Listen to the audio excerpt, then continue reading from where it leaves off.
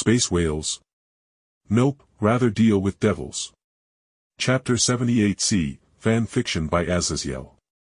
Starting off by saying robbing Spirit Hall was the wrong move.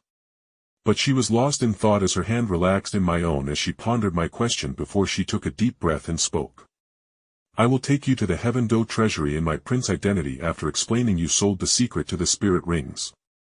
Then I want you to help rob my mother and bully her before I lead you to the treasury for Spirit Hall.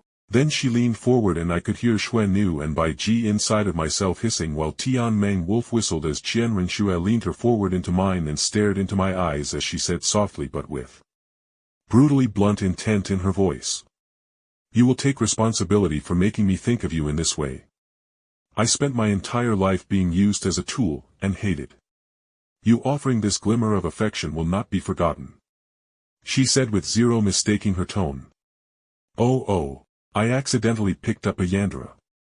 I thought with a hidden smile before mentally shrugging as mommy was already fucking nuts and all but a Yandra without the jealousy issues. Honestly, let's list my current waifus that I have properly slept with and bound with my seal of Solomon. There was Sona, who was a darling and thankfully without any major hang-ups besides being a switch who dominated her peerage and then went subby with me. Seraphal was a PTSD-ridden wreck after millennia of battles and politics that she hated. And she dealt with it lately with her obsession with drinking my cum out of Sona's holes as she gleefully joined my harem so she could mess with her sister. Mommy was a fucking wreck of abandonment issues after her parents died and she became a magical girl with her wish giving her extreme survivor's guilt. This was compounded when QB tried to use her as a suicide witch nuke to kill me and Seraphal, which failed, and she thus latched onto me as her cornerstone of existence. Out of the quintuplets, I had only properly fucked Atsuki Nakano, with the others sticking to playing around and not actually going for full penetration sex. Though Atsuki did it less out of love and more out of a desire to keep me away from her sisters for some weird reason. Yasaka herself. She didn't exactly love me even after saving her daughter, but after spending time with her. And literally knocking the millennia-old kitsune up after my newly adopted daughter pushed us together. I think she does at some level love me knowing I am the father of the new life growing within her.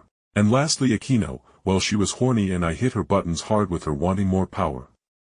Wanting to be my masochistic bitch, and we had known each other for a good few weeks from the time I had spent in DXD. Back to Qian Renxue, I had now successfully probably picked up my first real Yandra. However, I had an idea that Gu Yuna was also probably going to ending up in my lap as soon as she found that holy land I sent her to go look for. I nodded and said with a soft exhale that made Renxue blink as a slight flush entered cheeks. But she notably didn't move her face away from mine. Well, when do we start then? And she smiled, but it was a devilish thing, reminding how although she had the seraphim martial soul, that martial soul could easily be corrupted into something worse than any devil.